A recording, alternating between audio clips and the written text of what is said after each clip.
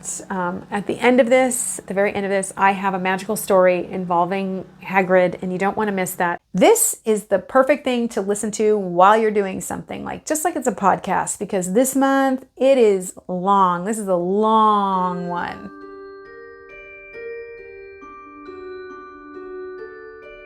Hey there, card readers. April here on Tarot and Witchery, and this is my life in tarot for October. If you're new here, then welcome, and if you're returning, it's so good to see all of you. If you've never been here, then I'm going to go over my favorites of the last month, October, and I'm going to talk about the books and the decks that I used, and I do an eco segment, and then I do a menopause segment, which will be at the end.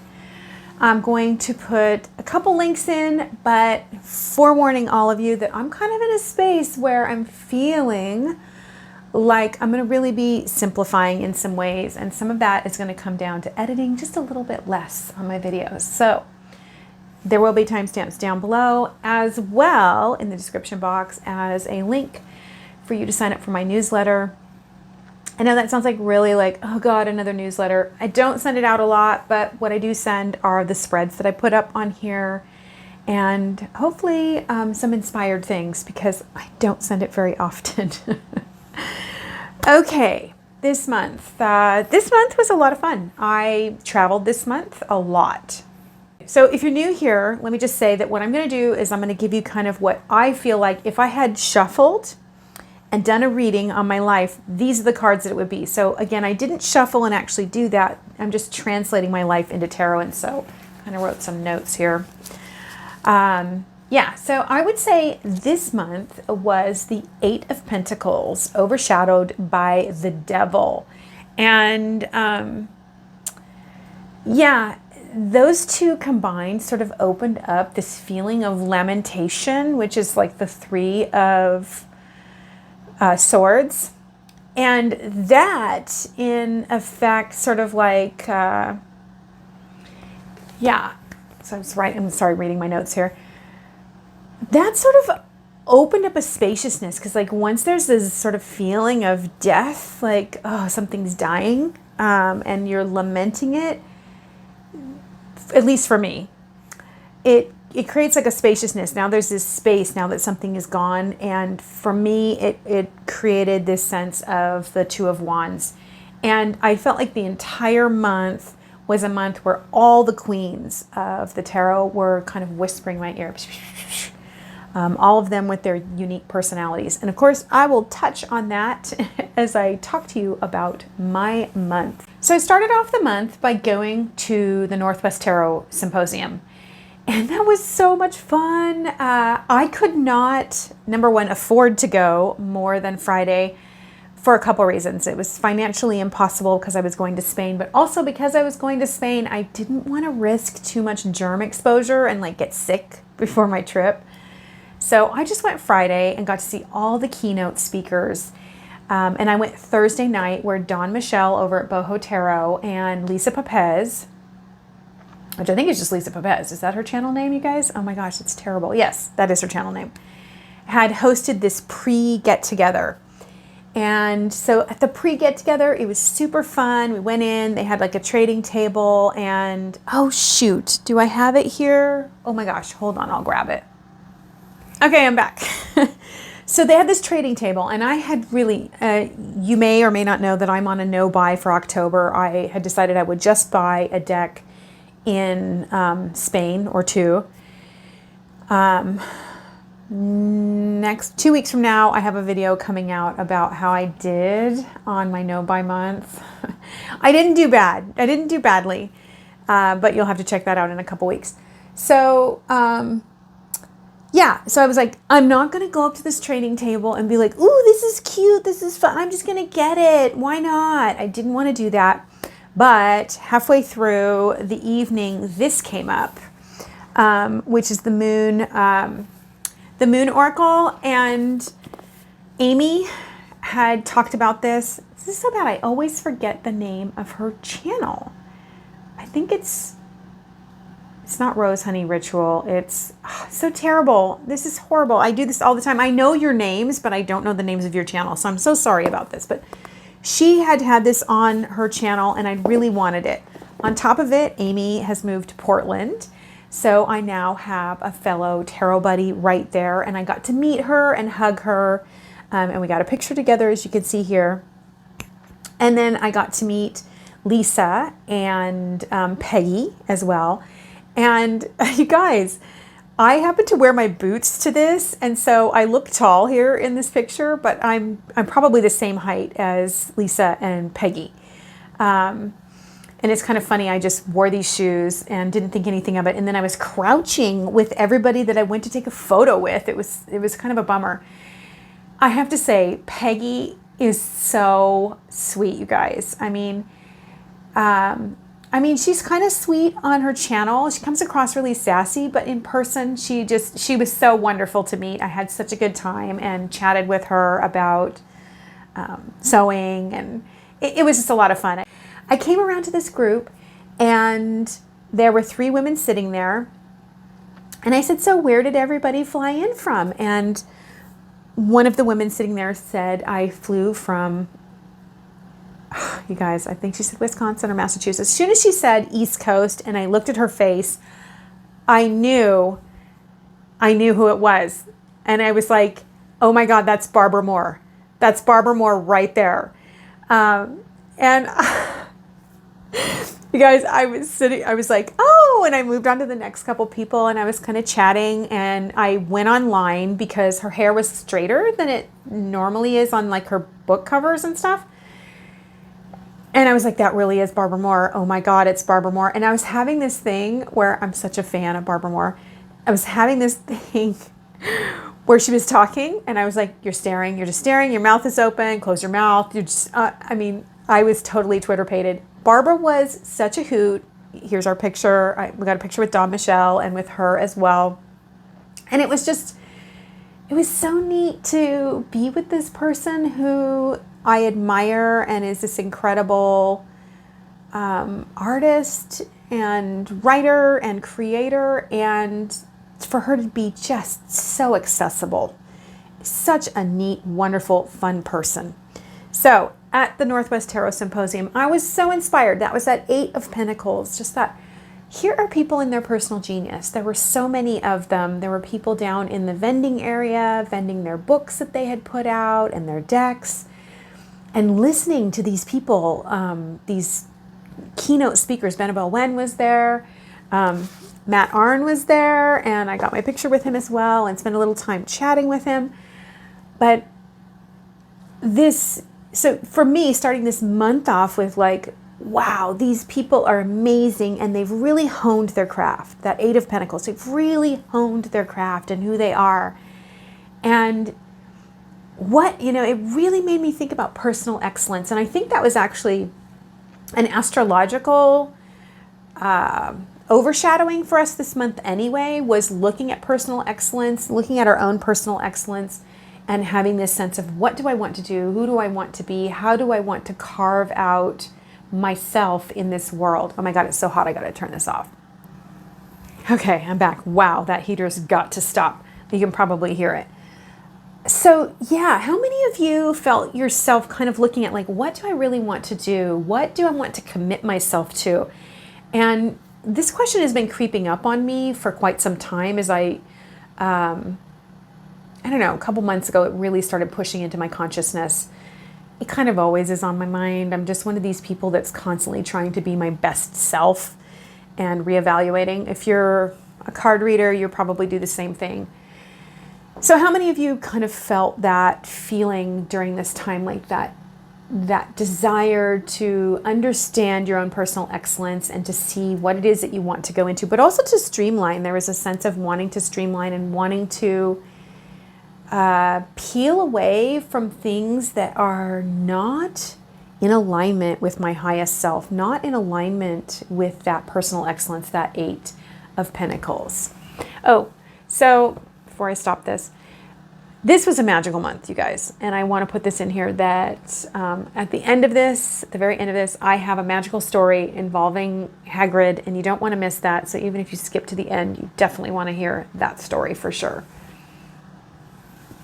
Okay, and as I said it was like the queens were really whispering in my ear. So, you know, the Queen of Wands really saying like, oh, all this creative energy that you have, wouldn't it be great if you made something super duper? And then the Queen of Pentacles saying like, hey, you know, wouldn't it be great if you really invested and you took the resources that you naturally possess and really sewed them into something that was very long term. So those were kind of the two queens at the beginning of the month that were whispering to me. And then I jumped on a plane to go to Spain, and I landed in Madrid, and I was so jet lagged and so tired. I don't know about the rest of you, but it took 17 hours to get there. And then we arrived, and it was early in the morning, and we couldn't get into our room. And I'm getting older, and it was really hard on me to get over the jet lag. As a matter of fact, it's November 2nd as I'm recording this, and I'm still jet lagged. I came home on the 27th, and I'm still jet lagged from the trip. So I went to Spain, and then we bipped over to Portugal, and hopefully I've got pictures going because I'm not even looking at the camera. But we bipped over to Portugal for 3 days, and oh, it was a storybook over there, you guys. And this really got me thinking about the romance of life, because there were just these wonderful contributions by these people who, I mean, I'm going to say this totally wrong because Portuguese is a very difficult language, but the regularia in Sintra was created, and it's just like this fairy tale fantasy gardens with all of these amazing concrete structures throughout it. And it's just like this, I mean, if I were a kid, I mean, as an adult, I was just amazed, but to be a kid there would have been amazing, just running on all of the paths throughout. And then we went to the palace, and there were so many old trees there. And the king who made that palace had made a botanical garden, and some of you may know or not know that I majored in horticulture, so I'm totally into plants. And yeah, so seeing this botanical garden, and again, it was all these wonderful paths, and he wanted to leave this as a treasure to the people of Sintra. But seeing this commitment, again, this commitment to creating a legacy, creating something that was superior, and to do that from, you know, the wellspring of your heart, the wellspring of who these people were. That was about the time, like after I left Sintra, we went to Sevilla, and it was at that time that the devil kind of came in.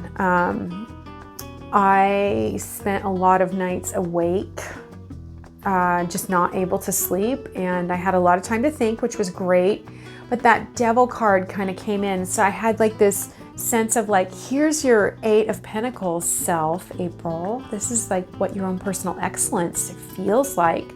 But then at night when I'd stay up, the Queen of Swords would come and kind of whisper in my ear and be like, hey, you know, you really should, all the shoulds that come up. And then the devil came in and was like, what are you going to give up to get to this place? You know, what are you going to do to get to this place? Sevilla was gorgeous, romantic, wonderful, just absolutely charming city.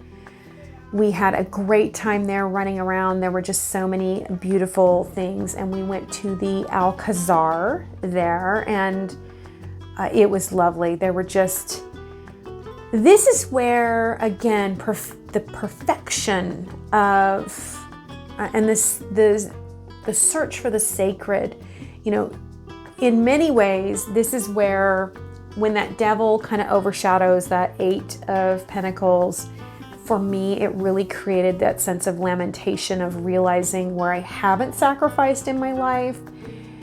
And just, it was a sadness. It was heartbreaking to see some of the twists and turns in my life where I could have committed and did not, but we can't do the shoulda, coulda, wouldas. But still, it's important to face that kind of heartbreak, to look at, you know, excuse me, am I still cultivating the same patterns? Am I still, because I'm kind of a jack of all trades, you guys. I've done so many things that would blow your mind. I've had more careers than most people would ever even entertain having. So that really came in for me. This lamentation at that point was sort of overshadowing my trip in Spain. And at the same time, we're going to these beautiful places. And Spain is sort of a contradiction. It's a country bathed in blood. They have that's 600 years of carnage and oppression. The Inquisition was a long, dark period, very dark period. And so the veil is really thin in October, and I'm feeling all of this. It feels really big. I'm having my own upheavals as I'm going along, and I'm trying to enjoy the beauty of it. There's these gorgeous Moorish temples that were created, and they're just filled with Allah, their connection to Allah, and the way in which they display the sacred is not to make a graven image of God, whereas the Catholic Church has like the crucifix, right? Their graven image. But the Moorish people do not do this. The Islamic people do not, or those who practice Islam do not do this. Instead, they try to create things that speak to the precision and the intentionality of God. So these temples are just amazing. They're made based on the golden mean. They're incredibly symmetrical. They're incredibly intricate. They're oriented towards the sun. They're made with these reflecting pools so that you can see, everything is done with intentionality. And so again, bringing me back to that Eight of Pentacles over and over and over again. And then this lamentation, this sadness, because, originally Isabella and Ferdinand had made a treaty with the Moorish people that they would honor their religion and allow everybody to live ecumenically there. And then 5 years later, they were like, we lied, and now we're going to kill all of you unless you convert. And that went on for a long time, along with, the witch trials, the Inquisition. So it was weird. It was really, really weird, you guys. And so I want to take you into decks here and show you what I worked with, because that's kind of part of the story. At the beginning of the month, I was reading with the Intuitive Night Goddess, and you'll see, because I actually did my Persephone reading. If you haven't done the Persephone spread, check it out. It's on my channel. It's really good. And I did that spread. I did that video before I even left, using the Intuitive Night Goddess. And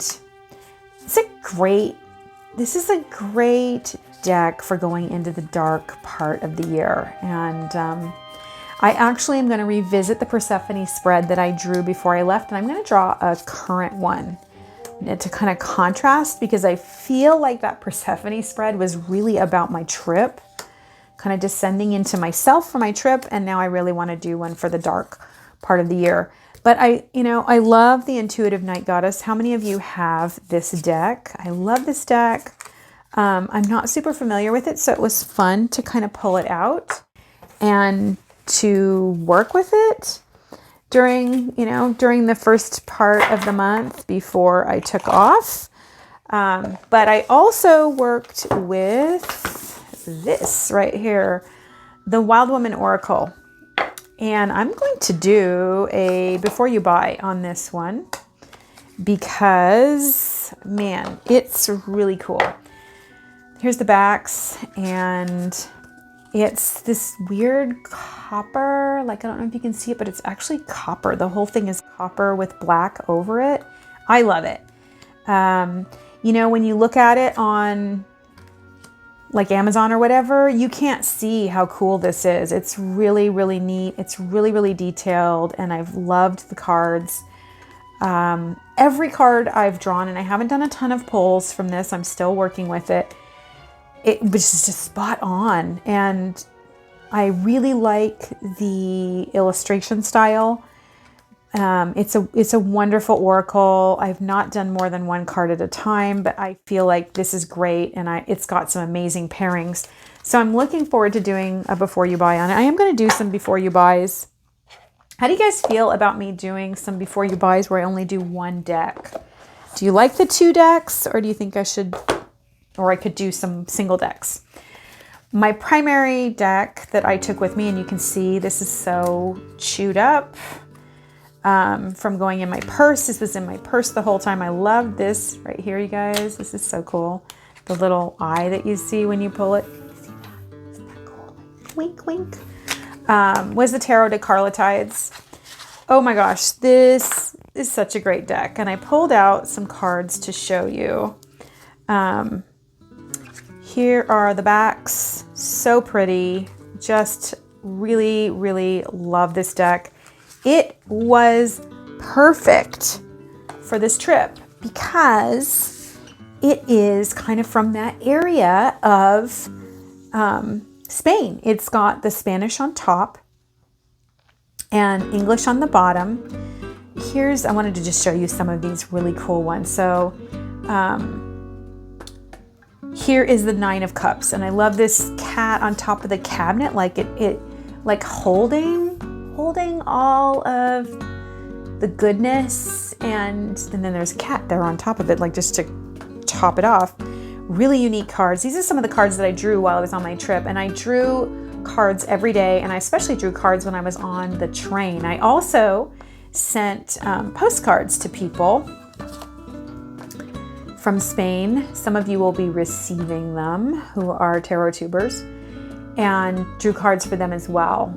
And so here's the Tower, and I thought this was really interesting with the Tower up there, and it's kind of being crushed and inflamed at the same time. This El Diablo, this devil, is really interesting. I don't know if you can see this, but they have these rose bushes that are up and around their neck, like ouch, ow, ow, ow, ow, ow. And there's blood dripping, and they're standing in pools of their own blood. This was really poignant because this was my card, you know, during this time. I really felt like the devil was really overshadowing my trip, asking me where are my own self-destructive patterns. I got this. I love this Hierophant. I cannot profess to completely understand it, but there's a little bit of an Alice in Wonderland theme throughout this, where you see the rabbits show up. But I love this Pope having tea with the bunny. I feel like there's a cheekiness to this deck that is so cool. This Empress, she came up several times for me, and I love her. She is beautiful and powerful as an Empress should be, and I love those moons going on. 10 of Wands. I really looked at the 10 of Wands in my life because I'm feeling a little overburdened, and I'm feeling like I need to simplify, and so this came up for me. Look at this Queen of Pentacles. I love her. This deck, I am definitely in love. Really, really in love.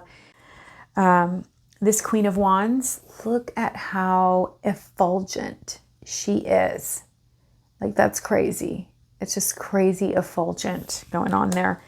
Look at this Temperance. This came up for me. Love this Temperance. You see how her dress is the sky, giving that sense, that angelic sense of being part of the sky. And then there's like kind of like, is that a stairwell that she's floating above? You know, you've got this 4 of Swords for rest, and it's kind of the Princess and the Pea. What you might not notice is this little unicorn right here that shows up all throughout this deck. There's a unicorn, and the unicorn is doing different things at different times. Really fun. Lastly, this one right here, and the reason why this was so cool to get in Spain. So I want to tell a story here. I went to the Alhambra in Granada, which was probably my favorite city other than Sintra in Portugal. So Granada in Spain. And we went to the Alhambra, which is this beautiful temple, and we had a guide, and he talked about how they have these, and I hope I have a picture of it I can put up on the screen, but they have these motifs that show up over and over again that mimic the stalactites in the cave that Muhammad was in when he received the vision and learned how to read and write and all that good stuff.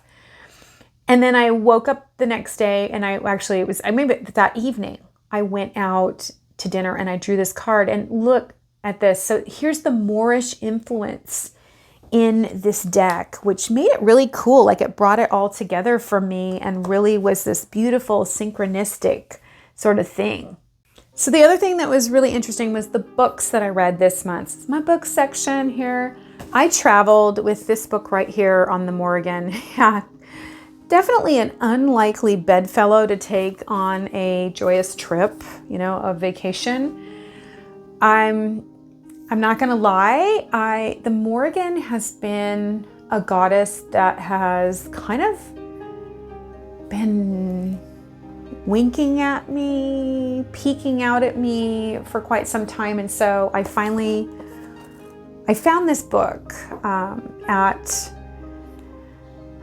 my local witchy shop and opened up to a very funny story. And so I thought, I'm going to get this and take it on my trip. I'm not quite done with it. I'm going to do a full book review on it. But I will say that this book I found as I got into it, that the foreword is by Laura O'Brien, and that to me gives it a lot of credibility. If you don't know who Laura O'Brien is, she runs the Irish Pagan School, and she's very serious about her mythology. And so the fact that she endorses this book meant a lot to me. This book is by Courtney Weber. It's a very lively writing style. It has a lot of the myths and legends, and it's done in a way that is very accessible. And she makes it very clear that she's an American talking about the Morrigan. And that was interesting for me as an American to be reading this, but also to take this with me on my trip, to be thinking about the Morrigan, which to me is a goddess of sovereignty, really. She's the teacher of sovereignty, really, more than anything. She doesn't hold your hand. She's not going to, she's going to help you get there, but she's going to help you get there by looking at yourself. She's going to call you to your own sovereignty. And so as I went through this trip, and I was seeing the contrast of, like, we went to Cordoba, and I feel like the streets are just drenched in blood there, from Caesar to the Moors to the Spaniards, to the Catholic Church, just death, everybody killing everybody there. Oh my gosh. Caesar came in and killed 20,000 people for supporting Pompeii, in a day. So it's just, and to be looking at that and to be feeling that. So when I got back, I had kind of moved into the spaciousness of this kind of heartbreak of looking at myself a little bit and seeing my own shortcomings, and or looking at my own shadow, just seeing my own shadow, having my own shadow come up. And so we're marching up to All Hallows Eve, to Samhain, and, doing all this ancestral work that I'm doing because of my ancestral course. It all felt like when I got back and landed, I was exhausted, and this spaciousness was there, and what I felt was a real Two of Wands, that standing on the precipice, the ability to choose to call towards me through magnetizing. So, like, I feel like the Two of Wands is really about us turning on our own flame, being our own lighthouse that calls forward or calls to us like with like. So we call out to what is within us to come to us. And so that's where I kind of feel I've landed, is in this Two of Wands sort of area. Two of Wands sort of being in space. Okay, so I'm going to make kind of a hard cut there and move on to my eco segment. My eco segment. So I had 2 ideas to try out this month, if you are so inclined.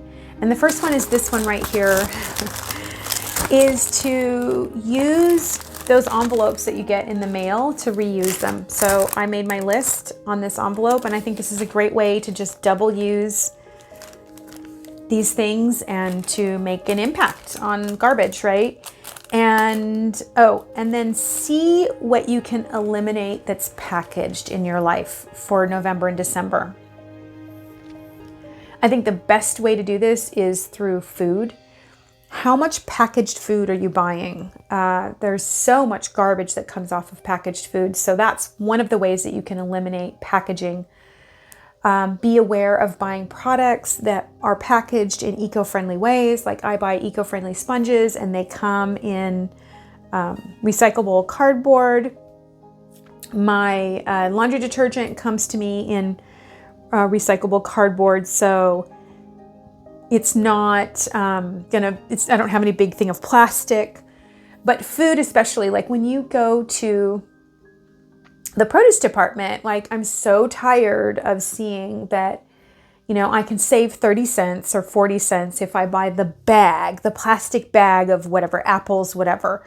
So, spending a little bit more money if you can in order to move away from packaging and really see how much packaging you can eliminate just by becoming conscious of it as you go out and do your shopping. And now my menopause section. Oh my gosh, it was a month of hot flashes. So I went to Spain, you guys. Now I don't eat a lot of stuff. I don't eat meat. I don't eat dairy. I don't really use oil, cooking oil. And I don't eat processed sugar. So I do eat honey or like stevia, which isn't sugar, or agave, but I don't eat sugar. But going to Europe, I knew that it was going to be difficult for me to maintain my own diet since we went to 7 cities in 10 days. Yes, I was so exhausted. 7 cities in 10 days. Oh, and I'm going to tell you guys about my deck purchase in Spain. So sorry, I forgot about that. 7 cities in 10 days. I knew that I wasn't going to be able to do that. So I went ahead and just decided I'll eat dairy. And I decided I was going to go ahead and eat sugar. So that being said, I totally threw my endocrine system off and I threw myself into hot flash mania. I had so many hot flashes. So for those of you who are looking for ways to eliminate hot flashes, I would say, diet is the first place I would look to because your endocrine system is probably stressed trying to deal with all the hormones. And you might want to think about what foods don't work well for you. We're all so unique. So there is no, blanket statement that I can make here other than know your body and know thyself, heal thyself. That being said, I also was very sleepless on this trip. And again, I chose to embrace this. I chose to embrace the hot flashes. I chose to really use the power of these power surges within my body to direct them in magical ways. And I promise you, I do have a menopause magic video that I'm going to do in December. So I've just been kind of working up to putting together something very cohesive. But needless to say, you can direct that energy when it's coming up in you. You can choose, you have to ahead of time think of something that you're directing it to and choose to direct that energy towards that. And so I just used it. I really just used it. And also the sleeplessness, which can be a part of menopause for some of us, waking up at weird hours, not being able to sleep, being up from the hot flash and then just awake. I used that. I just used that for personal reflection and I really embraced it. And it was great. It was really, really, really great. The last thing I want to share before I share my story on Hagrid, my magical moment with Hagrid when I got back, is that I went to a store and I put a picture up on my community tab. You may have seen it. And the owner there had over 3,000 decks in his private collection. And I asked him if he had the Tarot of Delphi. Is anybody going, oh my gosh. So I asked him if he had the Tarot of Delphi. And he said he would get back to me, and I told him I would be back in 9 days because we started in Madrid, went around, and came back. But the our last day in Madrid, day and night before we left, we woke up in the morning and we were so done. We were so tired. And we saw that Yo-Yo Ma was going to be playing at their national museum, their museum of music. And we opted to go ahead and spend the money. It was expensive, but it was definitely a treat. I mean, it wasn't like excessive, but it was expensive. And it was so worth it. Again, that Eight of Pentacles. What happens when you devote yourself to something, when you really put your heart into it? Seeing Yo-Yo Ma was a wonderful, wonderful memory. He was amazing. He was just so ebullient. He just loves his instrument. He was so much fun. It was beautiful. There was no amplification. It was a very small theater. It was beautiful. And we were so close. We could see just the intensity that he had on his face. And it was amazing. It was amazing. That being said, I did not buy the deck because I chose the experience over the deck. You know, I have so many decks, and this is something that I'm really looking at when I'm looking at removing myself from the consumerism vortex. I'm so glad that I went and saw Yo-Yo Ma instead of getting the Tarot of Delphi. However, if anybody out there ever wants to part with it, I do want it. And down the road, I might have the money for it. Okay, so finally, I want to tell you this magical story, which I'll probably tell again in another video, about Hagrid. We came home. Our pets were so happy to see us. It was really nice for them to just be like, we missed you, and we're going to be really good doggies and kitties, at least for a day or two. But no, Hagrid is a very naughty dog. Tycho, our border collie, is amazing. He's always good. He's just an obedient dog. He just lives to please, like most border collies, but not Hagrid. No, he's naughty. And he has this habit where he will take, if you have your shoes on the ground, he will take one of your shoes and take it outside and just take it out the dog door. It's usually right outside the dog door. So we come back and it's day 2 and I'm exhausted. And we go out to sauna. It is sauna, by the way. If it's not sauna, it's sauna. It's a Finnish word, and the word is sauna. Everybody say it. How now, brown cow, sauna.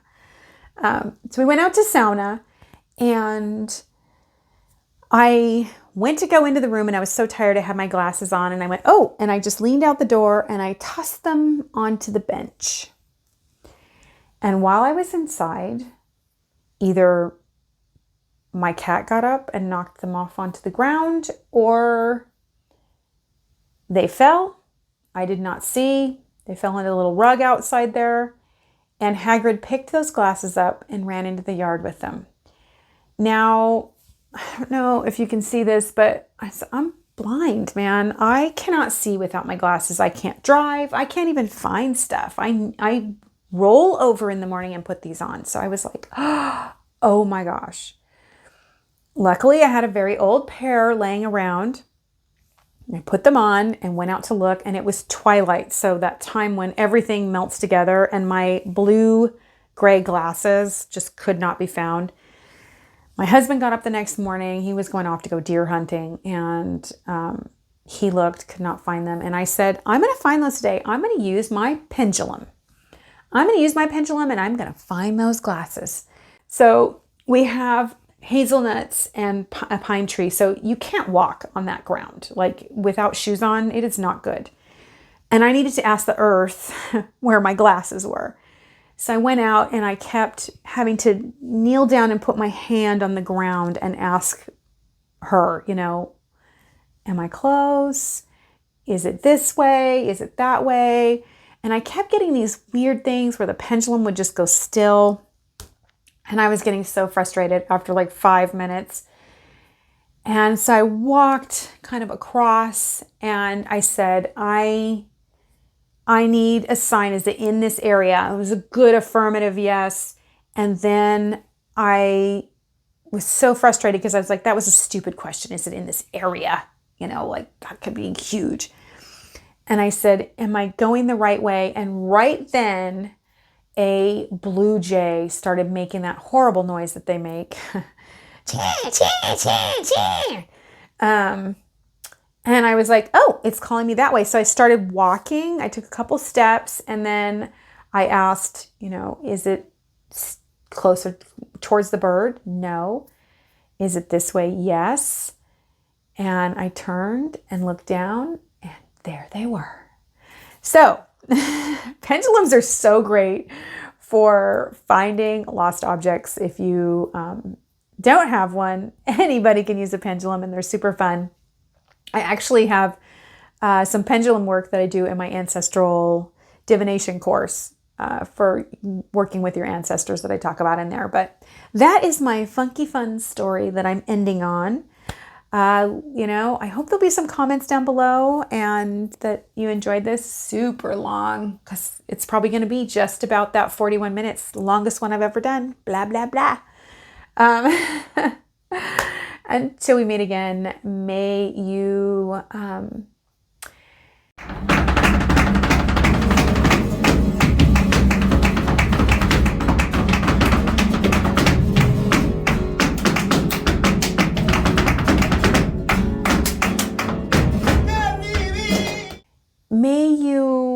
not muddle through, but decide to let go of that which is weighing you down so that you can really hone in on what your personal excellence is in order to live that, incorporate that, be that.